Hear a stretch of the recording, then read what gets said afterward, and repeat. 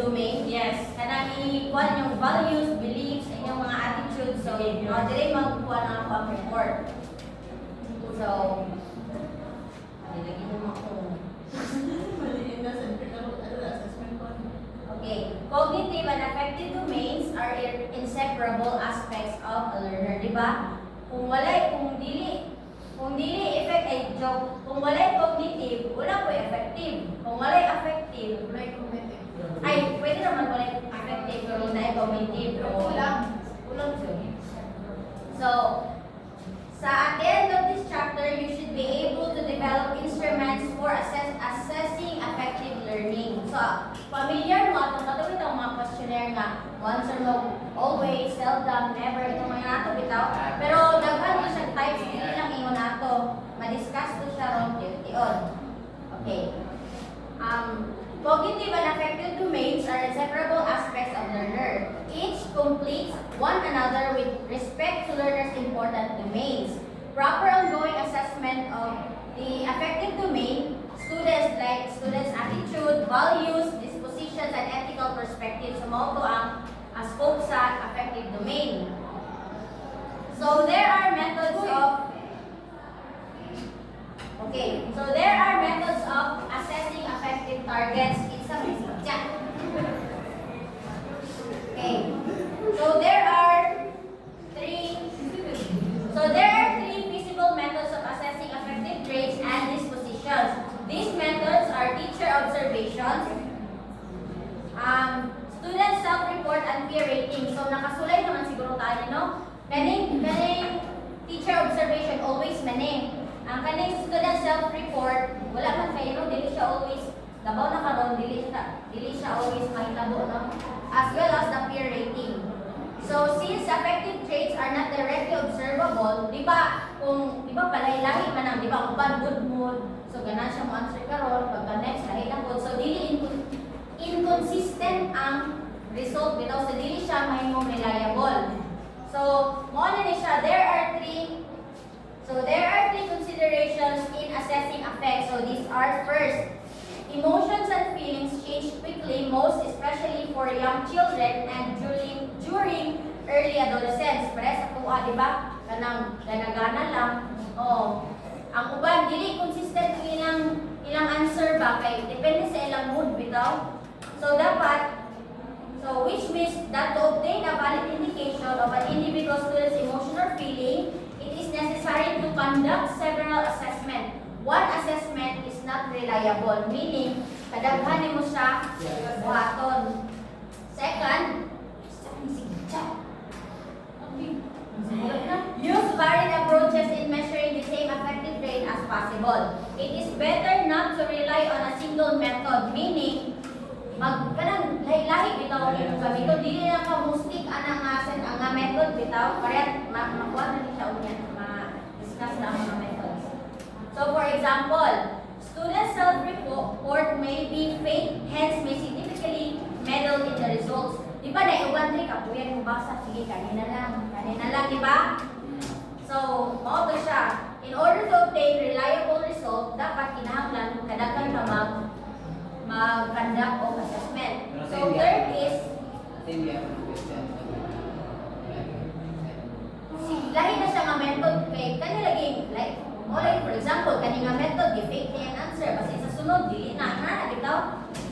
So next is decide what type of data or results are needed. Is it individual or group data? Diba natoy mostly individual din siya, no? Tagalog questionnaire, pansiron ani yan na. Okay. Consideration of what the purpose of assessment is will influence the method that must be used. For reporting or giving feedback to parents or interested individuals about the learner, individual student information is necessary. Thus, multiple methods of collecting data over a period of time and keeping records to verify judgment made is appropriate. So meaning, katong results sa first assessment, i-keep jud siya nimo. Tanan results sa assessment, imong siya i-compare bitaw para makakuha kag conclusion o kung sa gito siya. So next is teacher observation. So teacher observation is the most essential tools for formative assessment. So, however, in this chapter, the So, how to use this method so that teachers, future teachers, can make more systematic observations to record students' behavior that indicates the presence of targeted affective traits.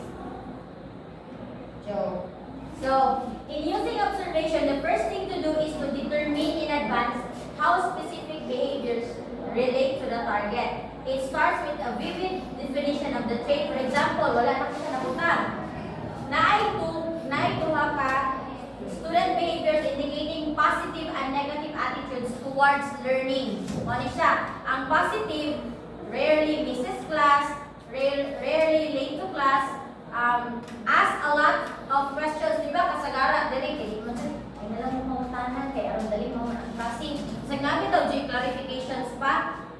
So, ang negative po, daghan is, actually, daghan kay siya, nara siya sa module. Ang negative, mo na siya ang basihan dito sa teacher kung ano ba siya, rarely, ako estudyante nga, always ask a lot of questions. Mo na ibasihan sa teacher kung paunsa niya makuha ang student bitaw. Naiuban diri maghilom-hilom ra niya pag-abot sa exam, dako day kuha. Kada ba dili kay mo participate bitaw?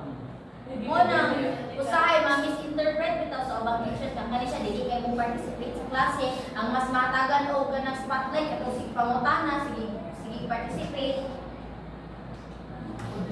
So, mo na ni siya. Classify those and create a separate list of the positive student behavior and another list for the negative student behavior. Dara di ay. Ano siya? Kung ibasa kanina. Klaro ra? So, next. Okay.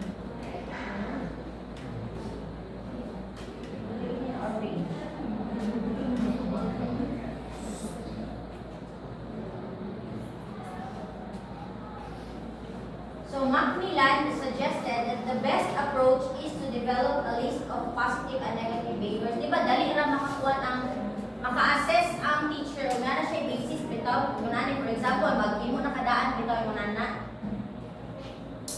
According to Macmillan, unstructured. Beginning na artificial.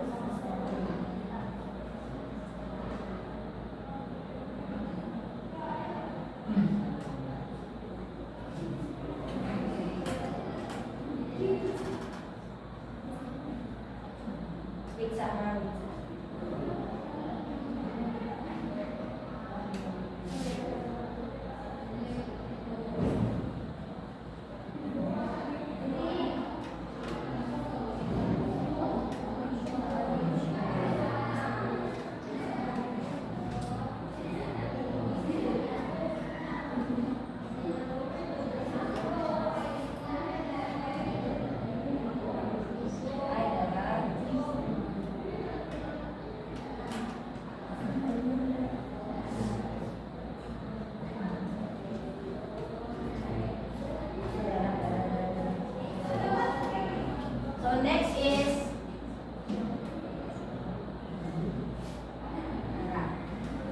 katong mga behaviors kay inyo nakita niyo kanina.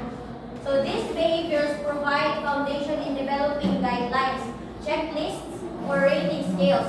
The positive behaviors are called approach behaviors, while the negative ones are termed avoidance behaviors. So approach behaviors result in direct, frequent, and intense contact. On the other hand, avoidance behaviors result in less direct, less frequent, and less intense contact. These dimensions are helpful in describing the behaviors that indicate positive and negative attitudes. So, diri ra ka sa unstructured observation or anecdotal. So, unstructured observation, so these are types of unstructured observations. So, unstructured observation or anecdotal may also be used for the purpose of making summative assessment, summative judgment. So, this is normally open-ended. No checklist or rating scale is used. So, meaning open-ended, ano bitong tuloy-tuloy siya. For example, mga essay, kung ano bitaw. So, this is normally open-ended, no checklist or rating scale is used, and everything observed is just simply recorded. Anything nga ma-observe bitaw sa teacher, i-record yun na niya tanan. So, di ba mas tindot mo siya kung no, kaya para bitaw makita dyan mo tanan bitaw o mag-judge na ka, kay dili wala kay mag-miss bitaw ngayon, na ginahitabo, na ang student. So, mo na siya ang sa anecdotal. Unstructured observation is more realistic, which means teacher can record everything they have observed and are not limited by what is contained in a checklist or rating scale. Diba kung unsay nasa rating scale, mora po tayo ni teacher. While sa anecdotal, tanan yun ba ito po, bisa pag mga unnecessary na siya, appeal gihapon siya. Dili ito limited ang idea sa assessment. So next is structured observation. So mga tanong ko karon unsay difference between structured and unstructured observation. So structured observation is different from unstructured observation in terms of preparation needed as well as in the way of observation is recorded. In structured observation, more time is needed since checklists or rating forms are to be made, since it will be used to record observation. So ano ba ang difference niya? Ang structured, anything nga iyahang pwede na ka dili mag-prepare. Kasi ma-observe mo na siya. While ang structured is mag-prepare ka kung isang mga kuha ng imong angay obserbaran, o yung ano siya.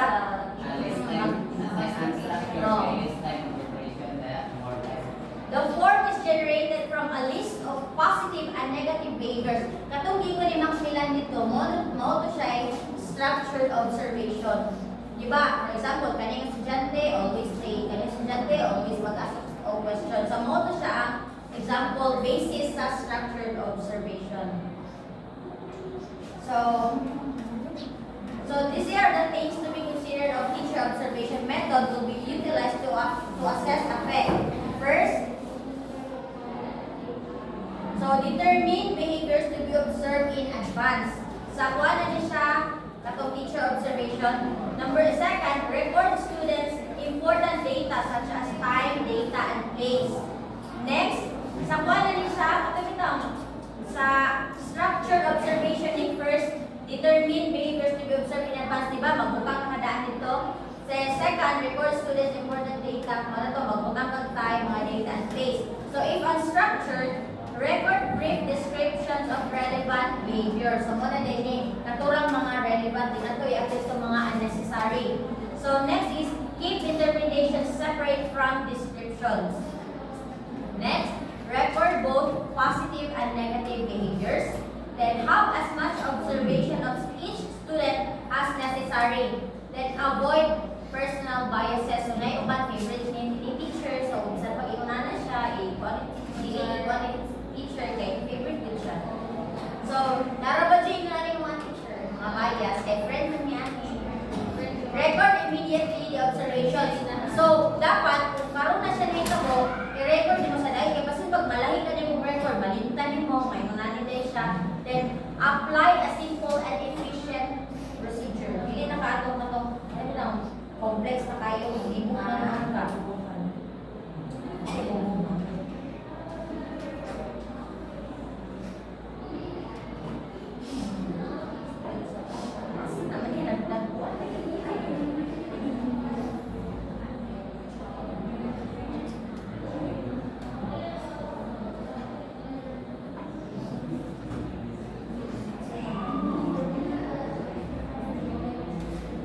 Pasensya kayo, nagbangkul ang kuwan, magbasa.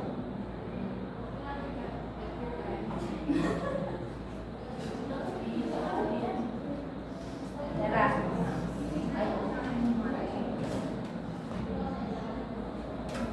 Okay, sa student self-report, di ba kumana ta sa teacher observation, di ba tulog to? Dili na ta sa student self-report. So, student interview, surveys, and questionnaire. So, ang questionnaire can be constructed response format and selected response format. So what is the difference between what can you define what is constructed response format and selected response format?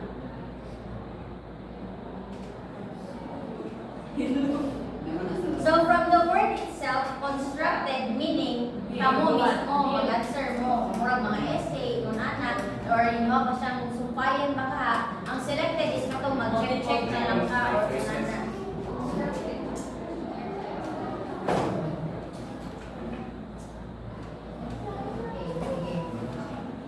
So there are varied ways to express students' affect as a self-report. The most common and direct way is while having a casual conversation or interview. Students can also respond to a written questionnaire or survey about themselves or other students. So, mga itong ginon.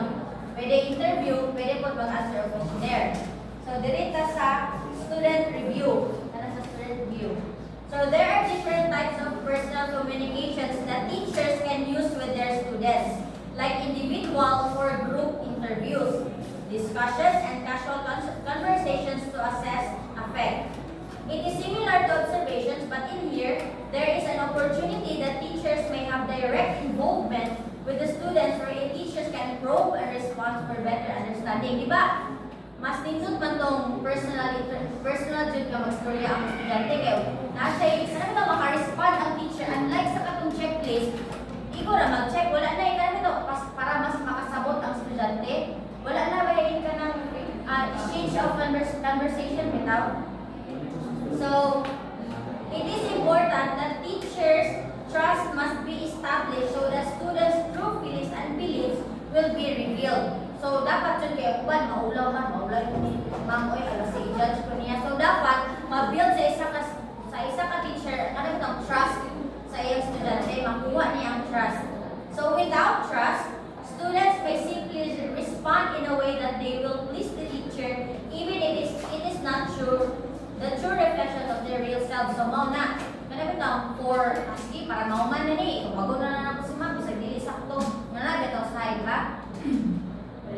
So, an advantage of interview is that the teacher can clarify questions, probe where appropriate for clarifications of responses, and note non-verbal behavior. So, on the other hand, students can also have an opportunity to qualify or elaborate on the previous responses. So, kung for example, na-share response nga, na misunderstood ni teacher, so pwede niya ma-clarify. Muna yung nakalindot sa student interview. So, next is surveys and questionnaires. So, the second type under self-report method is questionnaires and surveys. Muna to is either constructed response or selected response. Wala na po.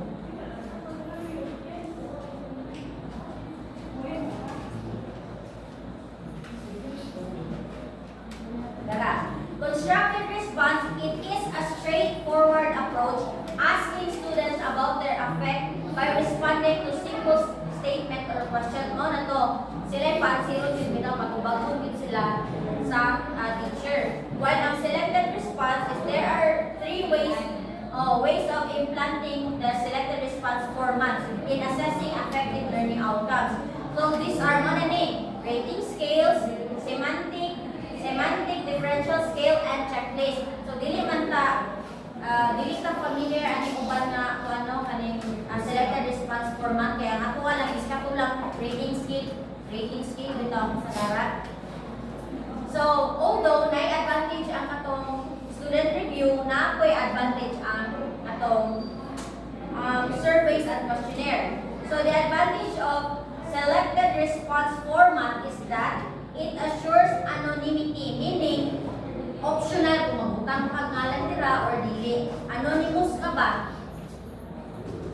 So, it is an important aspect when considering the traits that are personal, such as values and self-concept. Diba kung way too personal, kapantay mo na sa mga research, optional ang name, kaya sa amo sa unang premarital sex ng kamua. So, it's either mubutang sila sa ilang ngalan or dili, optional lang siya. So, checklist for using student self-report to assess affect by according to Macmillan, mo na siya.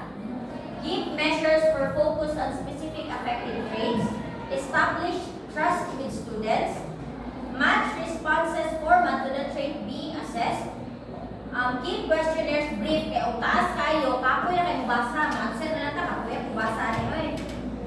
Give items short and simple. Ayaw tong mga vocabulary nga di na masabtan, kaya samot, kalibog. Avoid negatives and absolutes. Right? Kaya ito, murag dili handog bitaw sa ilaha kana ba?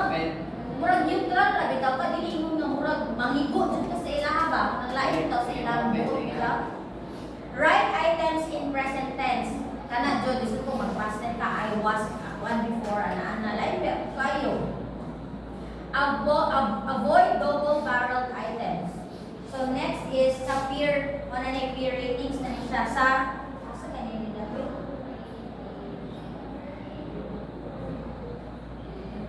So this is the least common method among three. Diba wala man kayo ni mo list siya kay dili man kini ginagamit sa mga teachers code. So muna gitawag siya nga this is the least common method among the three methods of assessing affect.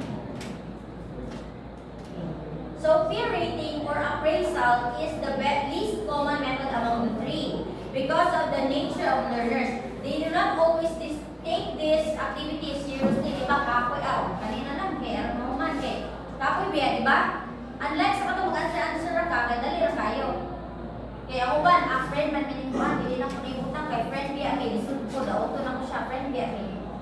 So unang list siya. So thus peer rating is seen as relatively inefficient in terms of nature of conducting, scoring, and interpreting peer ratings. However, teachers can accurately observe who is being assessed in peer ratings since teachers are very much engaged and present inside the classroom. So, kanina rating, effective lang siya kung ang teacher na always sa classroom. Kana bitaw, makita niya kasi nagbinukbot, kasi nagtinarong, kana bitaw. So, the two methods of conducting peer ratings are guess who approach and sociometric approach. So these approaches can be used together with observations and self-reports to strengthen assessment of interpersonal and classroom environment targets.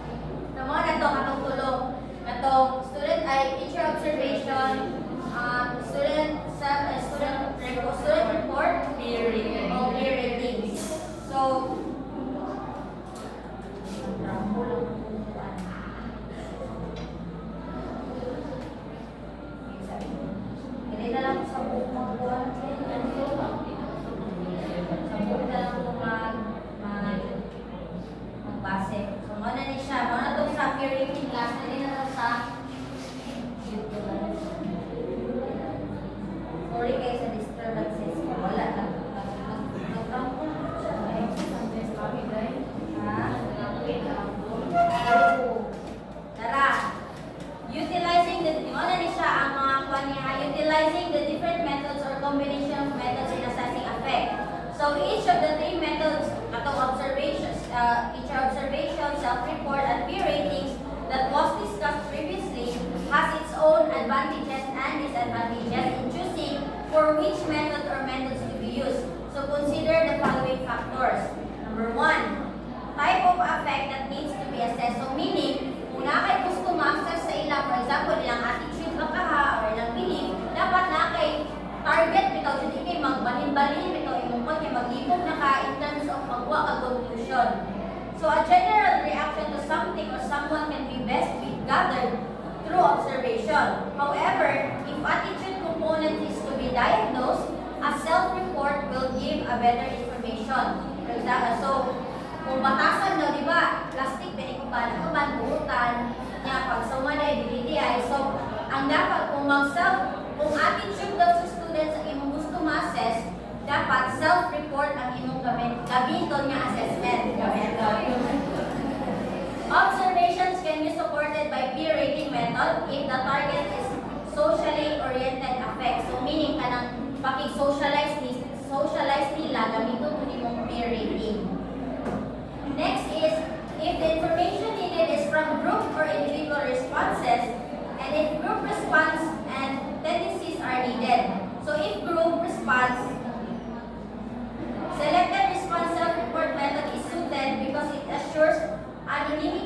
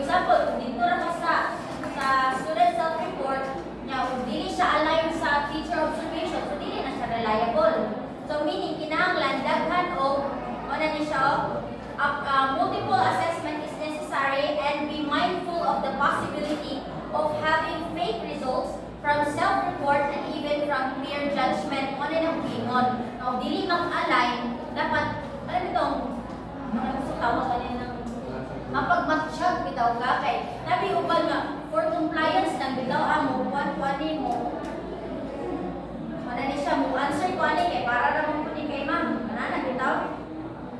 So next is diri na ta sa affective assessment tools man ta atong tulo ka methods di ba? Teacher observation, self-report of peer rating. Diri na ta sa affective assessment tools.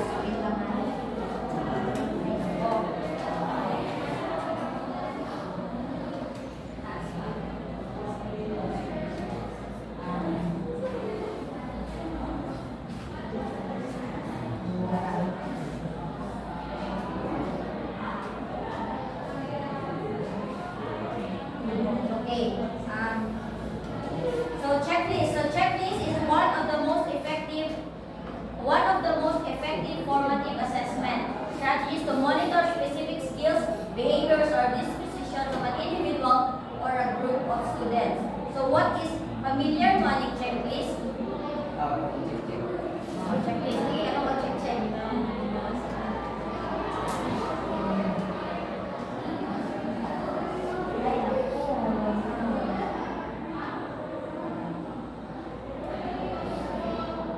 So, muna siya example sa checklist. Not yet, sometimes, frequent, or always, seldom, never. Ito muna yung mga examples sa checklist.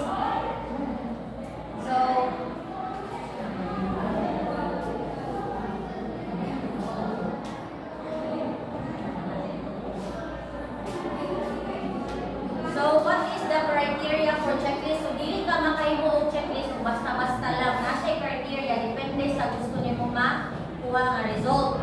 So, in planning for criteria that will be used in checklist, the criteria must be aligned with the outcomes needed to be observed and measured. Mo na itong ingon. Dili lang ka magpatakag utang nirangan.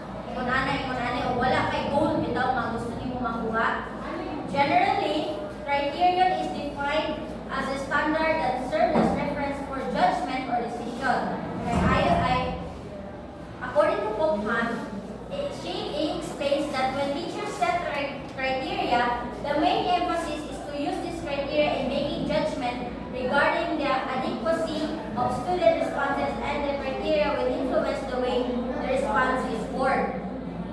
So why use checklist? Diba? Ano mo gamit pa man checklist? Nga na may uban. Pwede man itong mag-interview nga, ikaw assessment. So, number 1, why checklist should be utilized because it makes a quick and easy way to observe and record skills, criteria, and behaviors prior to final test or summative evaluation. So, dali ra siya. Dili siya libog bitaw. Unlike sa katong mag-observe pa ka, tapos imupang tinghayon pa bitaw dyan mo. Kung sagit siya nga bitaw, kalimang good is, kung siya nag-check the pen, mo na to siya, makakonclude na ka ngayon, ana na siya. Next is, it provides information to teachers if there are students who need help so as to avoid failing. So, makita ko sa teacher dito, isang estudyante ang nanginanglan o ganang nanginanglan pa bito sa iyaha. Okay, pero depende na lagi din. Kung naamog yung mga students nga mo-answer gyapon nga for compliance lang, pinataka na gyapon, wala na gyapon. O na, ang uban, sila na gyapon mag-suffer sa ilang own nga minuang. So, it also provides formative assessment of students' learning and help teachers monitor if students are on track with the desired outcomes. Kung nalagay, maghatag sa students ay sa teacher o guide bitaw kung saan na may tabo sa mga estudyante o kumusta na sila, mana na siya. Next is ang rating scale. Mana na For example, mo-rate ka og 1 to 5. Example of rating scale is kanang sa ubos. So according to NICO 2001, rating scales can be used for teaching purposes and assessment. So rating scales help students understand the learning target outcomes and to focus students' attention to performance.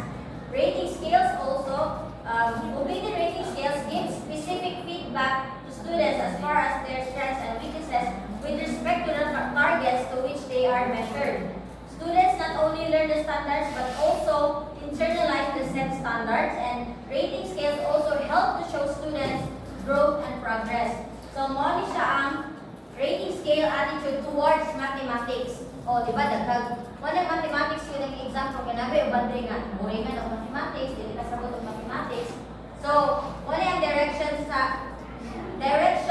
sa rating scale. For example, put the score on the column for each of the statement as it applies to you. Use 1 to 5, 1 being the lowest and 5 being the highest possible score. So, for example, pangutanan mo, I am happy during math class. So, pila ka? 1, 2, 3, or 5? 0.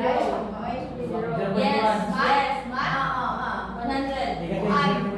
Sa taman. Okay, 5. 5. Wow. I love math. Sige. Types of, so, kato siya na rating scale, daghan o klase-klase bitaw siya. So, there are types of rating scale. The most commonly used type of rating scales are numerical rating scale. Wala itong ingon nga number, ano bitaw, magbutang siya number. So, next, tinatang mo pa kayo. Next is descriptive rating scale. So, a better format for rating is this descriptive graphic rating scale. So, it replaces ambiguous single word with short behavioral descriptions of the various points along the scale.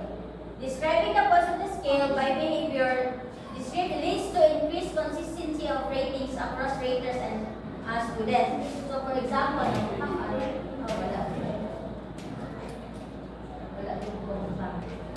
so, for example, mo na siya example sa descriptive rating scales. So, ang directions, make your rating on each of the following by placing X anywhere along the horizontal line under each item. Dili mo makita. So, in this space for comments include, so for example, number 1, to what extent does the student participate in team meetings and discussions? So, na siya kaning, wala na rin. Ay, so natin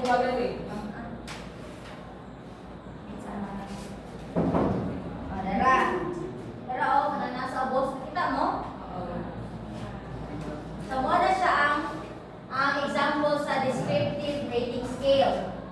Na-edit, magbutang lang kaong X, pero libog siya nung dili siya kayo kay magbutang. Make your ratings on each of the following by placing X anywhere along the horizontal line. Ano, diba? Horizontal. So, for example, dito jud ka sa never jud ka. So, dito ka sa never, diba? Kung tunga-tunga ra ka, kung participate ka gamay, so dili ka dapit. Naka-encounter ko na nga. Wala, no? Okay. Next. Okay, sa common errors. Common errors. Huwag akong lang.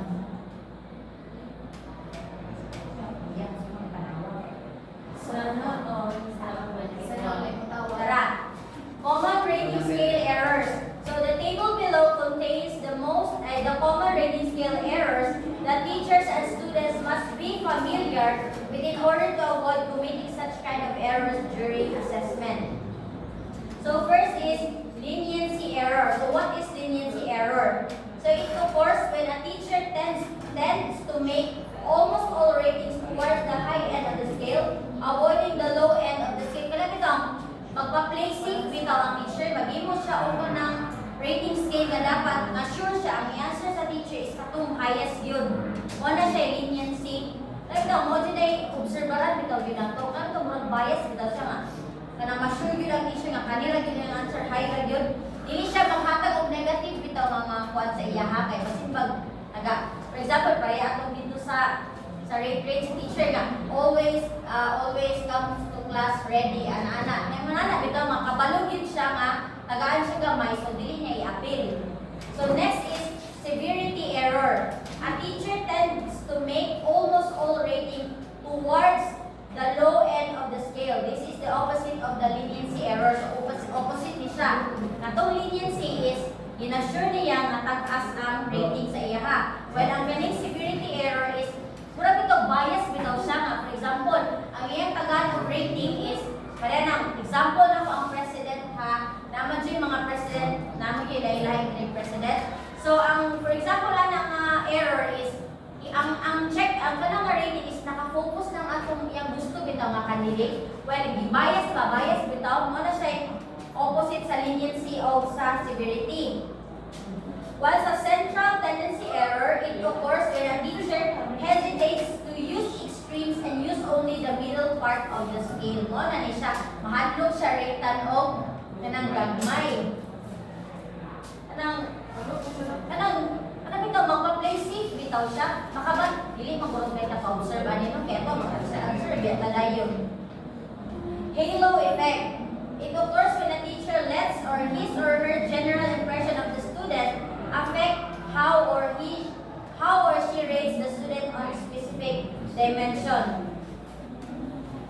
So mo na lagi ni og close mo sa teacher, taas kita ko sa imo nga. Nabi ko na di ba?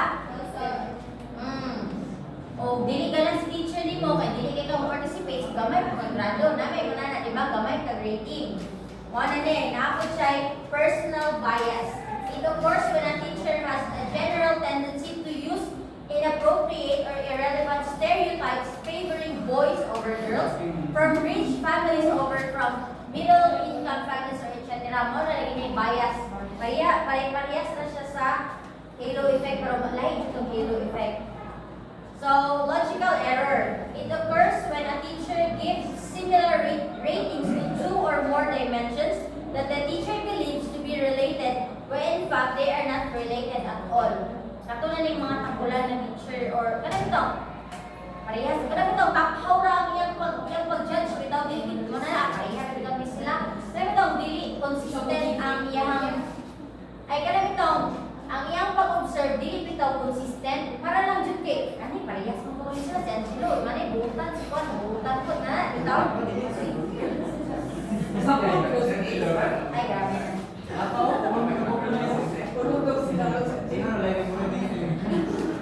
mo gid siya kasagara nga mga errors minsan pwede kay nakabantay kay dili makita mag-answer mga kuan di ba? So next is Likert scale. Kailan mo Likert scale? Likert lang. Ato nga ning strongly observe, kanang self-calm, sa kanang nga bitaw. So, Likert scale is a list of clearly favorable and unfavorable attitude to statements are provided. The students are asked to respond to each of the statements.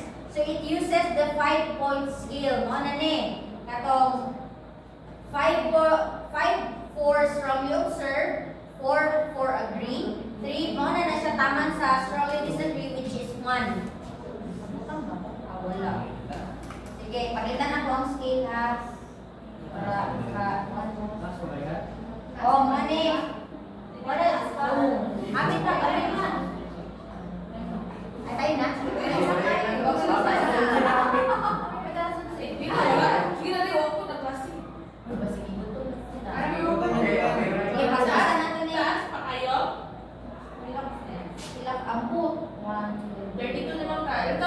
Hapit na, gawin lang kayo guys. Ito example sa Likert scale ha. So, in constructing Likert scale instrument, write a series of statements expressing positive and negative opinions toward attitude object. So, mag-ibo mo Likert scale, do not only include positive bitaw kay may mukhang bias ana. So in order to have a reliable result, dapat mohatag kag negative o positive ang positive opinions. Number 2, select the best statements with a balance of positive and negative opinions and edit as necessary. So dili lang ko, for example, mag-imo na ka, dapat imo pa na i-check kung sakto ba niyo o napay amay i-edit ana bitaw.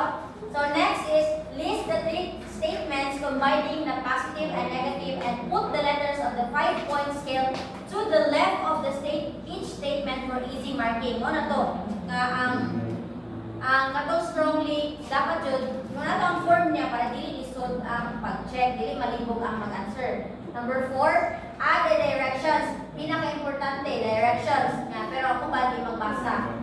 Indicating how to mark the answer and include a key at the top of the page of the letters that are used for each statement. Number 5, some prefer to drop undecided category. So, di ba uban wala undecided? So, maghugus na lang kag kanina lang kaya wala may undecided.